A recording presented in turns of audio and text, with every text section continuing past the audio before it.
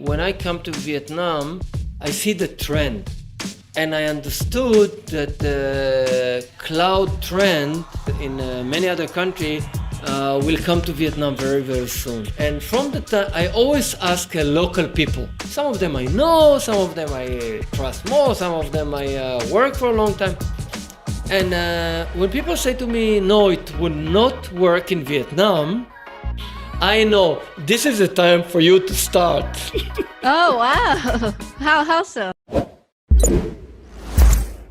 Hello guys, welcome to the Vietnam Rising podcast. This is Mintam, your host, and today joining with me is Doron Sachar from Renova Cloud. And today he is going to share with us so many valuable lessons of him staying and being in Vietnam for the past 12 years, bringing innovative technology into the market. Hello Doron, can you introduce yourself to the audience?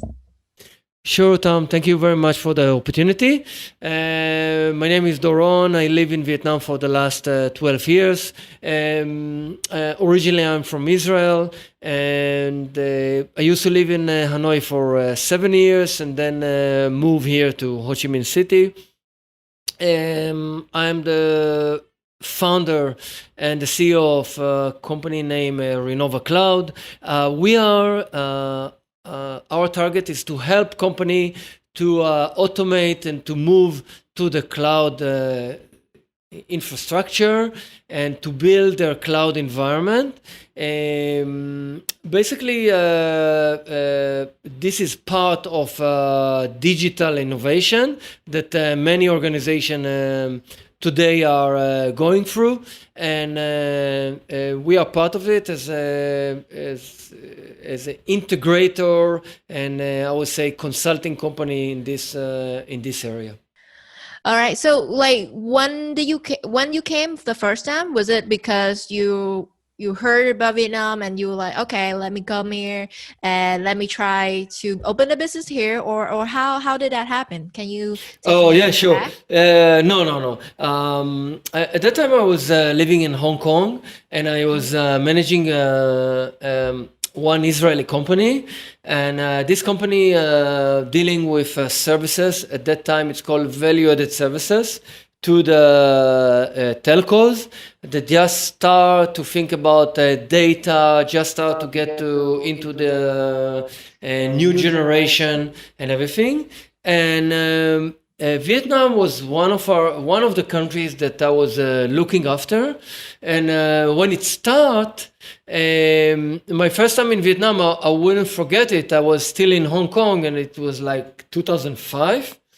And I wouldn't forget my first time landing in Vietnam. First of all, I remember at that time, we had a business all over Asia at that time, and I had a team, and I spoke with one of my sales guy, and I told him that I'm probably gonna visit Vietnam. He said to me, "Vietnam, man? What are you gonna do there? Check out if there is not still a war going on there." Oh, wow. I said to him, "Man, calm down. The war over 35 years ago, so calm down. They are pretty well. I check, I read about them. Looks like very interesting." I land from Hong Kong. I took a flight to Vietnam. I'm talking about 2005 to Hanoi. And I was shocked. I get into the visa and everything, and get out, everything was dark. It was 8 p.m. in the evening. Everything was dark all the way to the 3 or 4 hotels that was at that time only operating in Hanoi. There was Sheraton and the Hilton, and I went first to the Hilton. And it was like, that was a real shock for me. And step by step, we start our business in Vietnam. And I start to understand the way of doing business here in Vietnam, how to connect to the people, how to meet them, how to create the trust. And I find myself like coming very, very frequently to Vietnam. And our business start to grow in Vietnam very well. And then I said, wow, this country gonna have amazing future. Amazing future.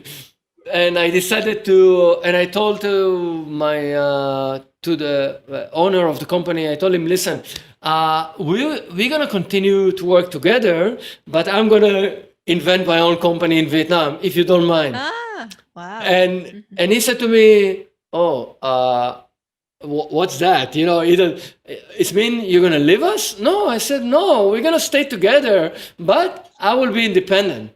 And he said, all right. It's mean that we continue the same. I said, absolutely the same. We continue, and they were so happy. By the way, we are still working together until today. So we are yes. The foundation that I built at that time in Vietnam with the telcos and banks, same connection for 12 years, and a lot of people that are still, we are working together and still know each other. And of course, all the time, every time that we meet each other, we still remember the first time we met each other. That's very great. So yeah. I mean, the great thing about, I think, in networking and business in Vietnam is everybody is very community based, and it's very like within the network, right? Like if you're in the network and people know about you, then they really support you, and it's really builds upon trust.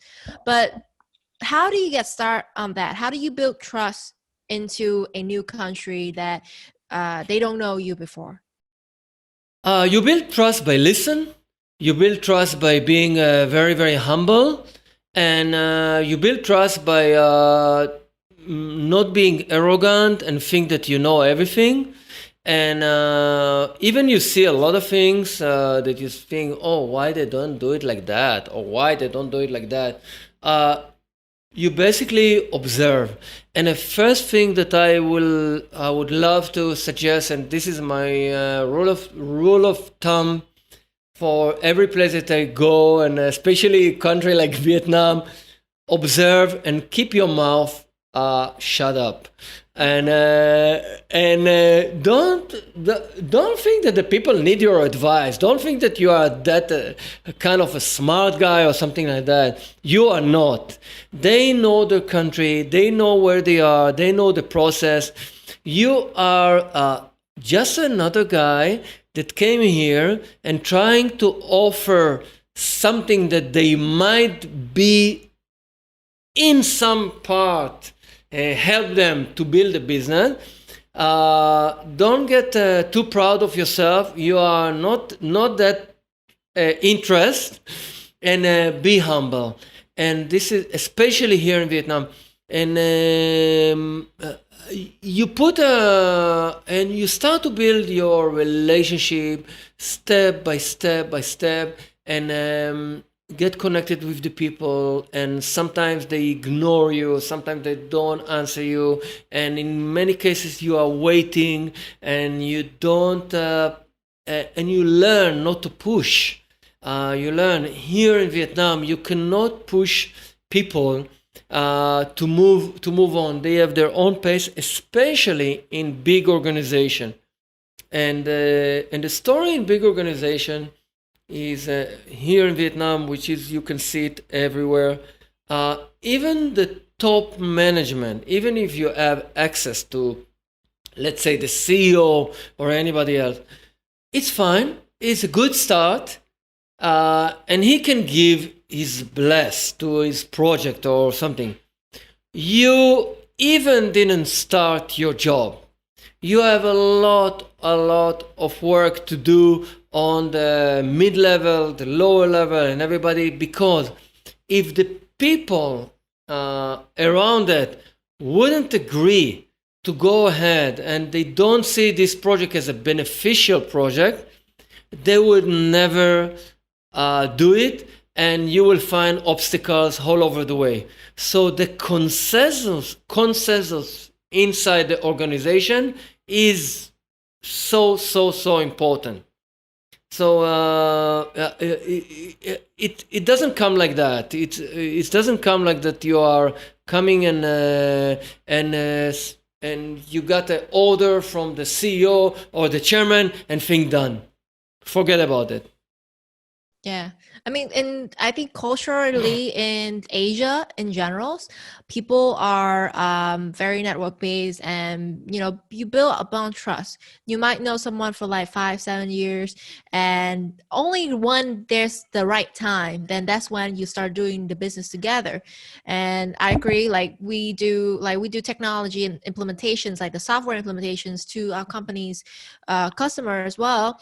And what we learn is that sometimes the person who paid the software or the contract is not the one who decide if that system or technology is gonna last forever, right? Of course. So basically, like the CEO, he only cares if his staff able to use it and see the benefit of it.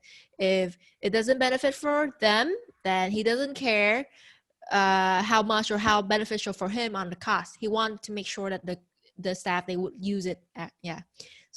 So do you take that in mind in building your technology? Well, I must tell you, every project that start smoothly for me, I know there is no project over there. If there is no difficulties, if there is no struggling during the process, and even in the beginning, which is like you're having difficulties to access, you're having difficulties to explain what you're doing and that, and people get you step by step. This is the way that you might have a good chance to get the project, or you see that. And many people and many salespeople especially, they don't understand that there is a very, very kind of a process that you must struggle in order to get it. For example, in many cases, when I used to work with very big companies in banks, they asked me, who is the decision maker? I said to them, what is that? What does it mean, who is the decision maker? This is a question that somebody doesn't understand Vietnam. This is a question that somebody doesn't. There are many people that each one of them is important in this kind of process. And this is something that is might bring you to a kind of that the bank will consider seriously to go for the next step of evaluation, or to go for the next step of even discussion or negotiation or anything like that. You have to work very, very hard for that. And in most cases, vendors and companies are not ready for that, and they give up. They give up on this kind of market because it's a very, very tough market in order to get into, especially in the enterprise. But of course, things have been changed a lot during the last 10 years. And companies are getting more open, and they are and they having internal process into them to get new things, or for procurement and everything. But still you have to struggle a lot, and you know it from your company. Yes. There are, we have a mix. For example, in Renova now, in Renova Cloud, we have a mix of very young and senior people and everything. And for those young guys, every sentence that I say to them is going to keep with them forever. So I try always to be positive. I'm always being positive, even if I know that I made a mistake on everything. I try to explain them and say to them, that's fine, go ahead, you did right, you took a decision. I love people when take a decision, even they make it wrong. So I want to change their mindset, and I can see it. I can see it here in my own small environment of our company. Coming back, listen, It very much depends on which kind of organization you are working here, because there are different culture here, and there are many young organization here. A lot of young organizations. So Vietnam, especially during the last 6 years, 7 years, has been tremendously grow with so many new organizations that established by the new generation of Vietnam, and they think different. They wanna be in a different situation than their parents. They wanna do other things. They support the family. So they are, in one hand, they have the culture of the family behind them, and but on the other hand, they are very exposed to the Western. They love to touch new technology, and they listen to different kind of culture, music, and everything. And this is all influence them, very, very much influence them. So they're so they want to see something, and they think, all right, let's try it. And today I must telling you, the way, we used to work in the past in the kind of like, okay, the salesman guy coming, he present to the CIO or the CTO of the company. Then we go for a RFP or a tender, or RFP is request for proposal or technical. And then coming the dollar story. It doesn't work anymore like that. The guys, the one who decide about a new software, new solution, and everything are the user themselves. And who are the user? These are the developer themselves of the company. These are the guys, and they try it immediately. They want to try. They want to see how it works. And if they see that it's bring them benefit and it bring them help, yes, they take it. If they say no, they cut it up on the front. They will never use it. And this is the beautiful things today that things change. And that's the right way that things are getting better here in Vietnam in this kind of I would call process. Yes. Well, so one thing that I notice when we do implementations in technologies in those company is that there are people that benefiting on the like the imperfections of the old procedure and software. That could mean many things. And those, even though they are the user, they actually could act as the barrier and resist the change and implementations. So do you ever have those kind of like resistance from the user? And what is your best recommendations for to handle them? Of course, we have endless resistance. This is something that if you don't face, it's mean you don't do projects. When you're doing project, you're gonna get. You should be ready for a lot of resistance inside. If and you need to educate. You need to educate the people all the time, and you can put a plan from here to the sky. There is this kind of very famous boxer. I don't know if you know him, Mike Tyson. You heard about him. He's it's the right boxer. He's right. Yeah. So he is having a very famous quote, and his quote is saying, "Everybody got a plan until he get a punch in his face."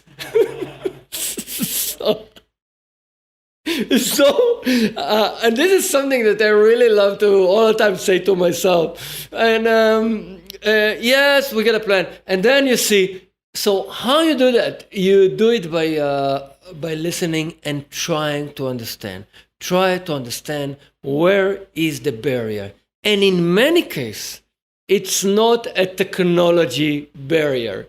It's not a technology barrier. It's emotional barrier. It's emotional. And many projects, people make a huge mistakes in project. When my guys coming to me and describe to me what's going on in a certain project, and they say to me, we are stuck. and they start to tell me, oh, he didn't give us this file, we asked for that file. He gave us that file, we asked for this one. We are that, we did that, we did that. Not at all. It's emotional. Find out where is the emotional barrier. And you will realize that in so many cases, I wouldn't say it, but in so many cases in project management, is either they don't like the project manager, either they don't like something in the sales process, something in front they don't like in the company.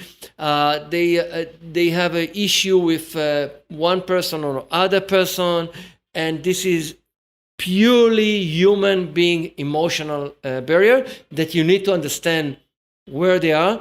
At the moment you understand where they are, you can solve it immediately. You can solve it, but it takes time to understand where is the emotional barrier. And do you feel that kind of like using the emotions in business is kind of unprofessional? Because it creates so much barriers or resistance in the business or in work, where business is supposed just to be a business.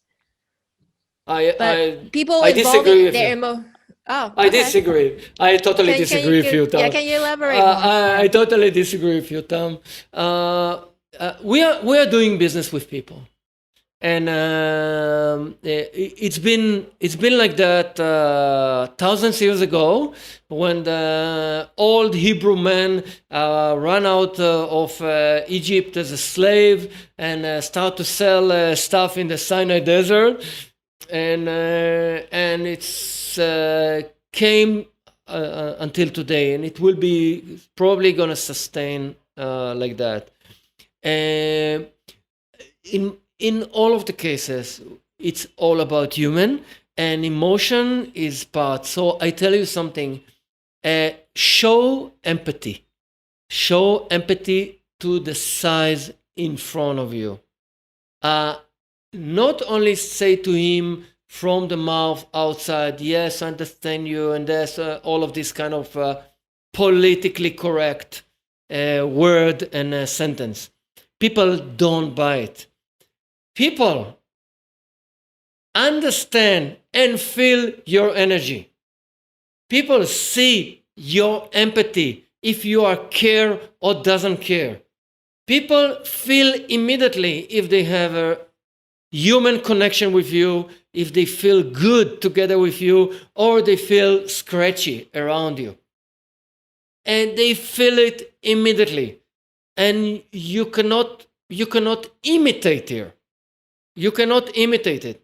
And when somebody do not feel, or I say, so comfortable with me, I feel it immediately, and I say to my guys, I didn't pass him. I want you to go again without me. Something didn't went wrong. And when I pass somebody, I can feel it.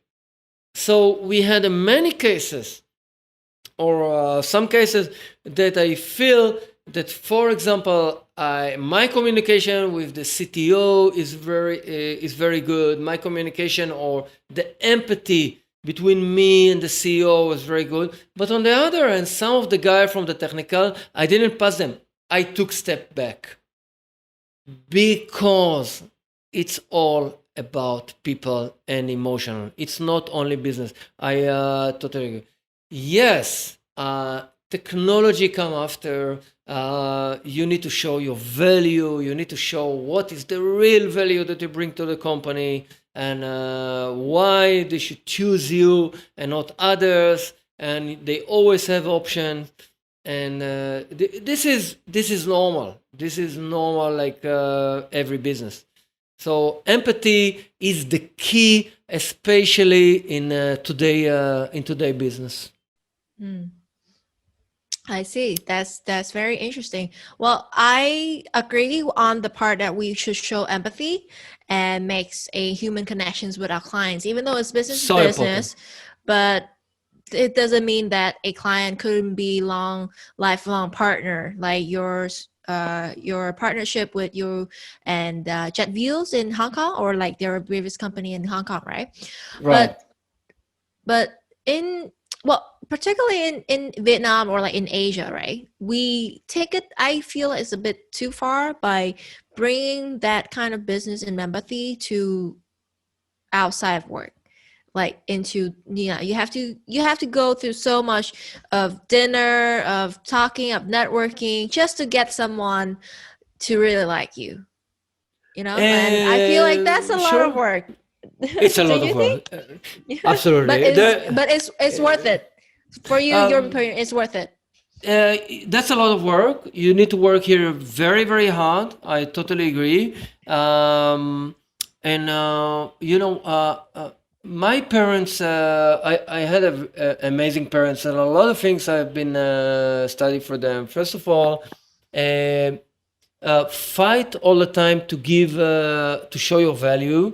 And the second thing is, if you want uh, to receive, you must look around for something to give. And this is so important. You need to show to people that you are willing to give. And I have so many examples that I give a lot, and I continue to give, and it's okay. I don't feel anything like, oh, I give so much, it didn't give me. It's part of the way. I know it will come back to me in a good way later on.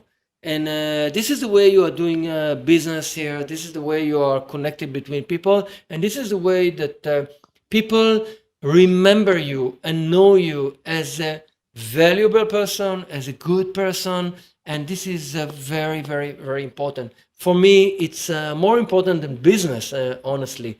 And to be a good person, to be a person that contributes something. And of course, like everybody, but I'm not running like crazy. And I know project come, project go is fine, Yes. is normal.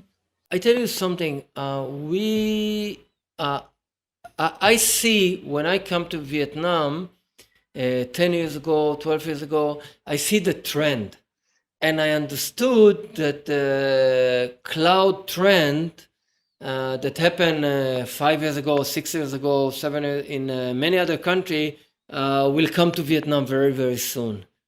And this is, I tell you something. When I'm looking at a trend here in Vietnam, and from the time I always ask local people. I always ask local and people that some of them I know, some of them I trust more, some of them I work for a long time.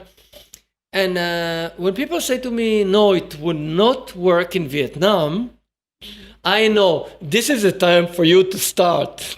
Oh wow! How so? Why? Because Because isn't that kind of contradicting what you just said? Because you were saying earlier that we should be listening to the locals and they might know the sure. best about the market. But then you also say that if the local hasn't known yet, then there's an opportunity for you to jump in. Yes, the locals are the people in Vietnam. They understand technology very well. They understand trend and everything. In many cases, they think very locally, and they think like, "Oh, Vietnam will never allow cloud computing. It's not safe. The government will not allow to get it out of control." And when I ask people why, and they always say to me, because look at China, look at other company which is having a closed ecosystem, they will never allow that. And I understand that it might be applicable to some industries, but it won't be applicable to all. And Vietnam is so many other industry. So yes, there are some industry that are more regulated, like banks or financial or government or security. Definitely, they are not the one to jump into cloud computing. But hello, there are so many other industries here that are still open. and they are moving to the cloud. So I understood, like when I started 3.5 years ago, the company, we were one of the pioneers. There were at that time only like 2 more companies like us, and today there are, I think, like more than 20 plus. Wow. And yes, and it's grow because the market grow very, very fast, and everybody understand that this is here to stay. But it's very difficult to build your domain expertise in this business. When you're talking about infrastructure, it's a little bit, well, we are not taking care of servers and the whole infrastructure. We are more taking care the foundation of the automation of the application. In order that, okay, so for example, I'll give you a good example.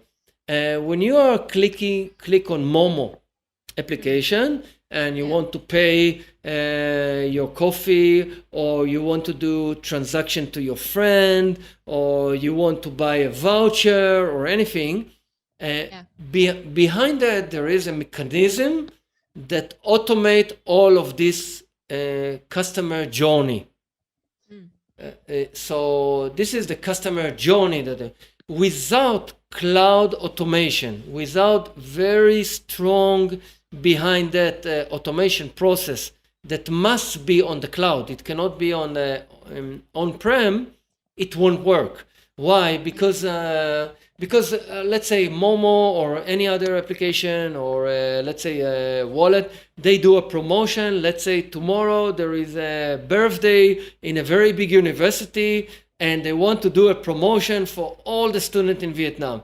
Wow. In 2 days or 1 day of promotion, they're going to have a huge scale of user in 1 day. So they are not going to buy a server and build everything as and preparing for that. They want to do it now and make sure that the application is not crash. So the only way to do it, it's more of a capacity solutions more than a where to run on, basically, right? Scaling up and scaling down. Scale up and scale down. This is the way today. Everybody want to work, and don't forget, everybody want to now to get new services to the market, and nobody is going to wait a month for the new services. When a marketing coming with any kind of company, they will come up to the CEO or come up to the business guy and say to them, our competitor doing this and this and this, we must do that and that for this. They want to do it tomorrow, and they're not going to wait for 1 month or 2 months. So the only way to do it is by building your cloud foundation. I see. So I remember about a year ago, AWS actually has an incident where their server, I think it shut down for a few minutes or a few hours, right? And then there was so much news about how much disruption it happened because all the other technology or all the other apps was running on AWS. And because of that incident, it cost millions and billions of dollars for companies because their operations couldn't run. So what's your advice on how to, prevent that to happen to a company? First of all, this incident, especially incident you are talking about, wasn't on AWS. It was on Google GCP, and it was related. Yes, it was related mostly for their application G Suite that had a very big issue. But anyway, listen, nothing is today is safe like forever, but I must say all the big player, you mentioned AWS, Google and Azure and others, they give a guarantee to the customers, to the end user, that they are not going to lose their data for 99.999 11.9 after the 9 that they are not going to use the data, and they use it by investing enormous amount of money and infrastructure all over in order to back up your data, in order to back up the application and everything. So if you compare that to think about you are having a in-house kind of IT room with some server, there is no comparison. Plus, don't forget there are several ISPs, internet service provider here in Vietnam, that provide kind of local cloud for basic services. It can be storage, it can be security, it can be database hosting and others. So they can do that, but they're still far away in terms of technology from the big four. But yes, so there are many options. So my humble advice to any company, whatever it is, it can be banks, it can be any other companies, and we work with different kind of level of companies. My first advice is build your backup NDR, and then move on. And building backup NDR is something that you need some expert to do that. But as long as you build it, it's run, and you are, I would say, 99.99, 11.9, you are safe. So Okay. that's it. That's it. Yeah.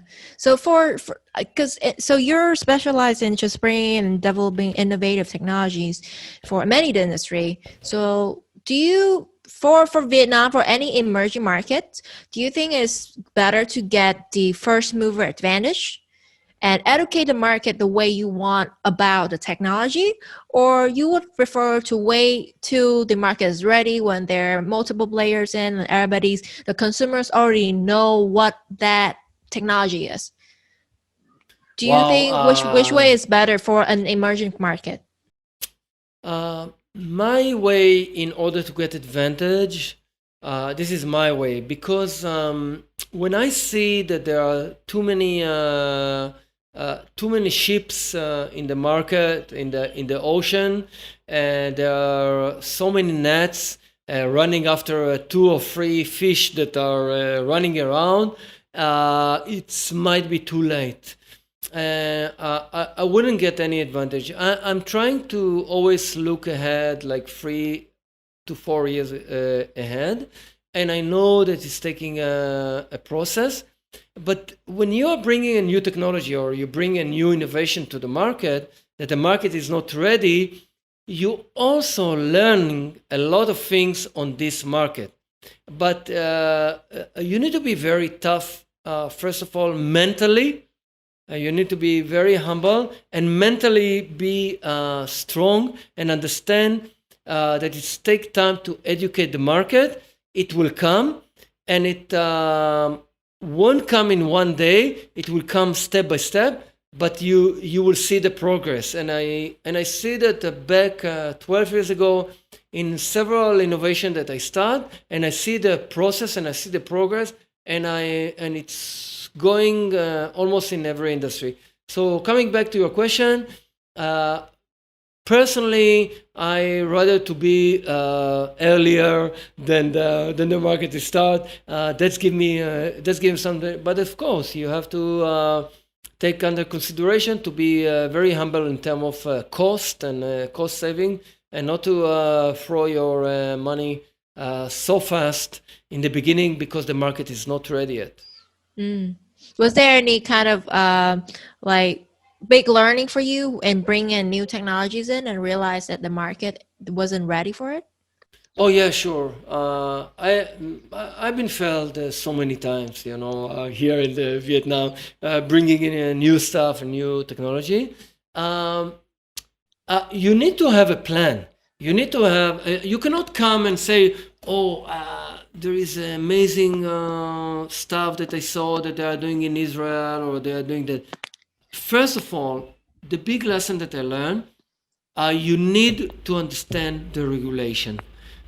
Vietnam has its own regulation, And in many cases, the reason that you don't see a certain technology or a process going on in a market is because there is either regulation that doesn't allow that, or there is a monopoly company that belongs to the government in somehow that hold the market, that control this market. And you as a newcomer, you cannot get into.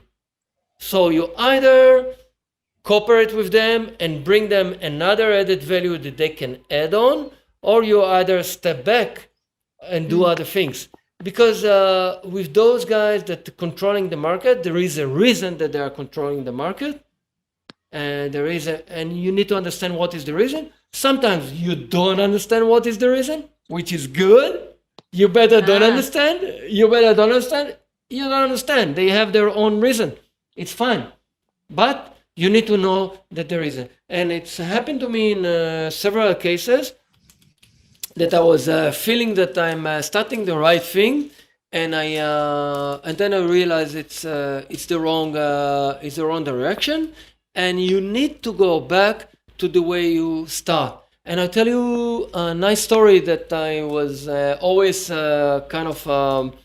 I take it with me. I was in the army in one of the Israeli elite unit, and in my time, we used to go to navigate during the nighttime, whatever it is, a very heavy rain or a very cold day or anything.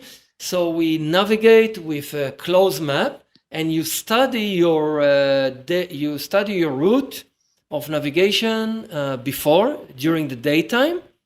Of course, you need to present it to your commander and everything, and then you start your way with a heavy lift and a lot of things, and you have to walk via your remembering the path and the topography.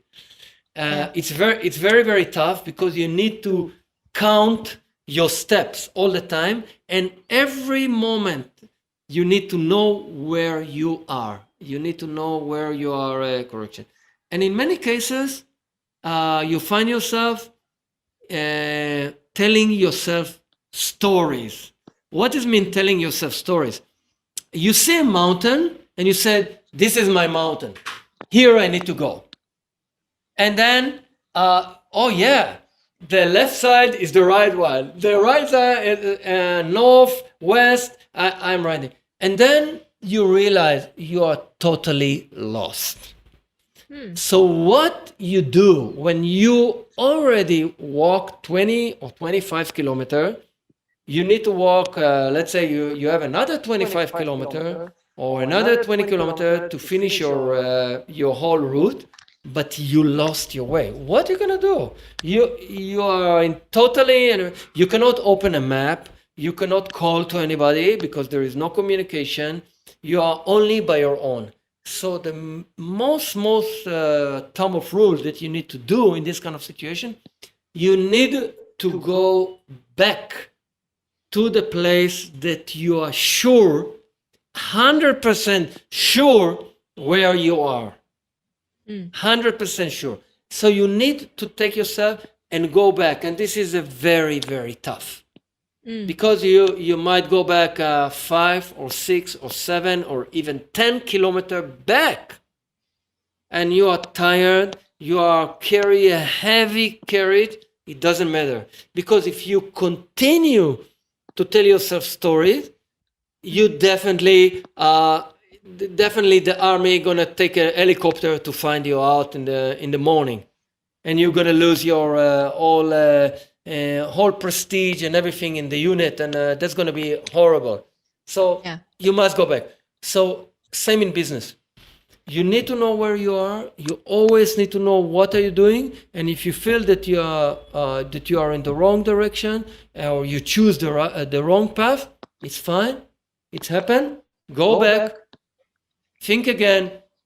Stop it and see what you're going to do. It's fine. And this is a very, very important lesson that I always take with me. So earlier, you talk about like your belief in getting back into if you're going in wrong directions, you have to be clear and then have to be decisive in getting back and return where to the point where you know that you are right. And you also told that that is the lessons that you learned from being in the Israel army. So I'm not. I know this is very common questions for Israel people, but so Vietnam, like one of the book about Israel, the country is Startup Nations, and it was heavily promoted by one of the most influential writers in Vietnam, and that's why a lot of people has been like research and reading up on that. So I'm just curious, what's your thought on Startup Nation? Is it accurately represent how the Israel mentality mindset is? I don't like personally. I don't like this book. I think it's this book is very shallow. But I want to take it to a different direction. Well, listen, there is a lot of innovation in Israel, and it's come from different angles, and there is an ecosystem in Israel. There is an ecosystem that has been built, especially during the last, I would say, 25 years. And of course, there are different generations that build this kind of ecosystem. Israel is still a young population compared to other places in Europe, but there is something that is unique to the Israeli, I would say, culture, and you see it all over. So what is the uniqueness and the ecosystem that bring Israel to be a very innovative, and a lot of startups are coming and grow and fail, and this kind of non-stop new companies generation. So first of all is the army. The army is a very strong, I would say, platform for I would say, entrepreneurs, young guys. They getting in a very young age. When they are absolutely very young, they got a responsibility. They get trained in an army in Israel. They have a budget, which is a kind of endless budget. They have the most advanced technology. They're doing a lot of things that are related to engineering, to reverse engineering, intelligence, cybersecurity, and everything. And people get those guys that are in the technology part of the army, in the technology arm of the army.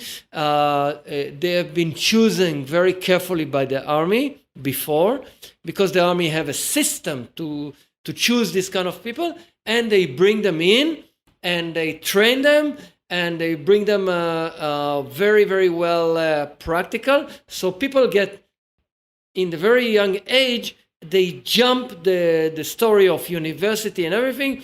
From the high school, they go to the army, they get to practice, and they jump very fast. Then they go to university, or they go directly to the startups and they build something. So this is a very huge ecosystem that it's rarely exists in other countries. So this is one thing that people need to understand. The second thing is the education. It's a relatively small country, and competition is fierce in everything you are doing, and you need to do it fast and make a decision fast and do things in order to make things happen. And you study it from, and you learn it from very, very early age, and it's going with you. You are always under competition, and it's and under pressure to be successful and make things happen. You know, Joe Biden, which is currently now the president of the United States, every time that he's going to event that related to Israel or Jewish and everything, he have the same story. And what is his story? Well, on the 70s, I'm talking in 1970s. At that time, there was a Israeli prime minister. She was a woman. Her name is Golda Meir. She is a half American Jewish, and she raised in Israel, and she became the prime minister. And he met her, and at that time he was a young senator, and he came to meet her, and he asked her, Miss Golda, what do you think about this and this and that? And she said to him, Mr. Biden, we are in Israel. We are having our secret weapon. And he was very excited. He said, maybe she's going to tell me about kind of a weapon, or I don't know, the Israelis. And he said to her, yes, Miss Prime Minister, what is this weapon? Our weapon is very simple. We have nowhere to go. So we have nowhere to go. It's a myth. It's a myth that was built at that time around Israel. Like we are around Arabs. It's far away from being like that today. Israel. It's it's like 40 years past, and Israel has been changed dramatically and everything. But people are in start of kind of urging when they are very early stage they are very young to be to do something, and the other things that is. In Israel, and you see it with my son, for example, he's now studying in the university. The army choose him as one of the guys to be study, and the army finance him. He study in the university, engineering, computing engineering, and everything. He's 20 years old. They already give him a project to do. They already give him stuff, and everything is flat. There is no hierarchy. And he wants something, he go to the head of this. He go to the head of that. And the hierarchy of talking with people who are older than you, it's almost not exist. So people and young guys, they're exposed so fast to so many things, and it's bring another issue. So this is why I make Israel as a kind of very, I would say, innovative country and that. But don't get me wrong, the most problematic story of Israel during the last 15 years, I'm talking on the business side, on technology, hundreds of companies acquired. And they acquired by the big giant, the American or European giant. So they acquire them when they are in mid-size or even in baby steps. And that's bring a lot of problematic issue to the Israel economy. Why? Because if you don't let a technology company to grow, it doesn't bring more people to work over there. Some of these giant companies, they keep only the R&D in Israel, like some I don't know, like 50, 100 people, but it is nothing. It doesn't bring real money to the economy for long term, and it doesn't bring big Israeli companies. What you see, there are several Israeli companies, but relatively small amount compared to any other country. So that's a very, very problematic story. And I personally don't like it. I see. So the challenge of basically the local companies to, stay not getting acquired by giants or multinationals company that's going into the countries, right? I think Vietnam's sharing the same problem right now because of the growing economy. So many companies coming in, but that's mean that the competitions for the mid-size or baby-size companies are so just much harder for them to survive and grow big. Absolutely, absolutely.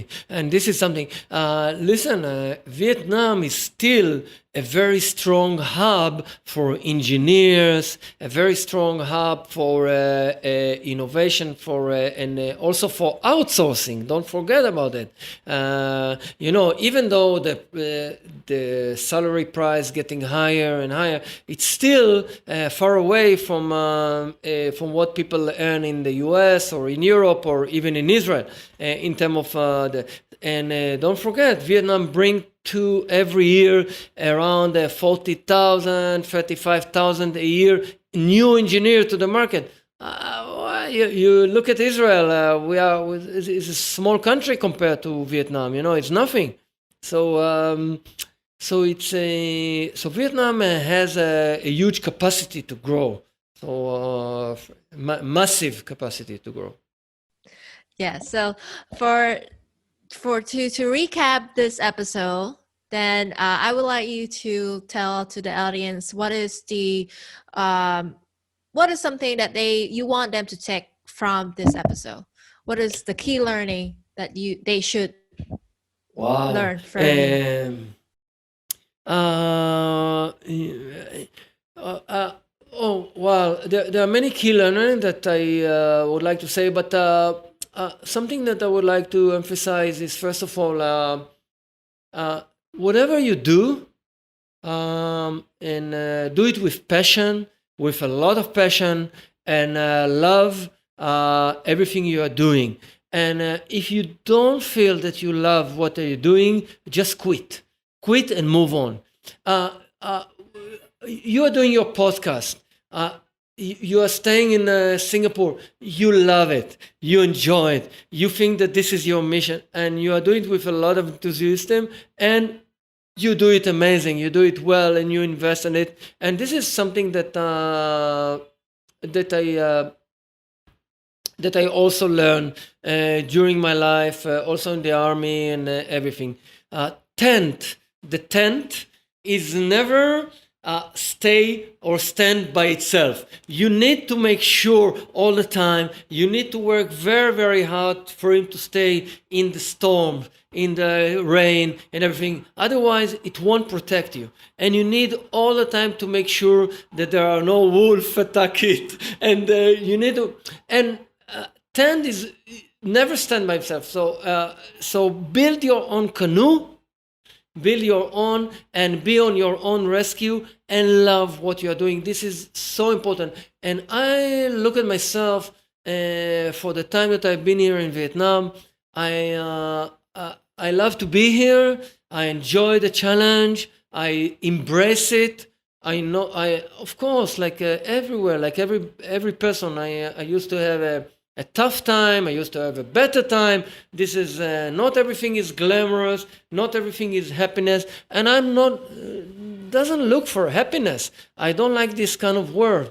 I like the word of do something, be useful, bring value. And this is something that bring you a long-term value. Another thing is persistent. And be persistent, and know that a lot of things need time to build it, need time to be recognized, and it doesn't come in a fast moving. And this is something that I would like everybody to take, especially the young generation. Build yourself, be patient, be humble, and take things with you, and build yourself. And don't build your career, because there is no career today. Do things in the right way and move on. That's it. So that's a thing that I would love to share with everybody. Yes, that is amazing message. And for those that want to reach out to you, learn more about Renova, as well as like talk to you more about all this message, or all the ways to be entering in the market in Vietnam or Asia in general, then how do they reach you? First of all, you can reach our website, renovacloud.com. You can reach me over LinkedIn. You can reach me over Facebook. I always reply to everybody. We always have a session here with a young generation student. I love to get our company. We're always getting in newcomers to the companies, guys that just graduate their university. And I look at them and I feel very, very proud to give them the chance. And some of them jump so fast that is amazing here in Vietnam to see those young guys. Is incredible. Things that took me years take for them like months. It's unbelievable. So LinkedIn is Doron.Shachar, Shachar, and Facebook is the same, I think. And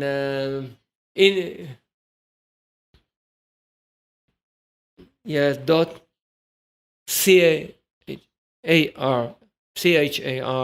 and also Instagram, Doron Sh1, and also on Twitter. So I'm very connected. And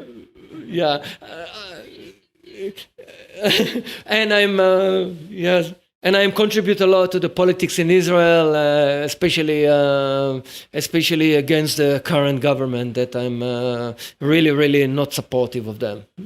I see. All right. So any of those topics that they definitely would reach out to you after this episode. So I think this is the wrap for our episode. Again, thank you, Doron, for coming and sharing your insights about Vietnam entering into such an emerging market right now.